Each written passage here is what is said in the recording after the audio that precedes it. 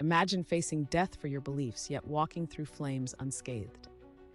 In ancient Babylon, Shadrach, Meshach, and Abednego refused to bow to King Nebuchadnezzar's golden statue. In retaliation, they were thrown into a fiery furnace heated 7 times hotter. But God intervened.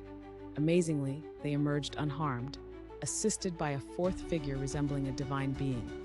Their faith not only saved them, but also astounded the king, who declared, "Blessed be their God." This miraculous event showcased the power of unwavering belief.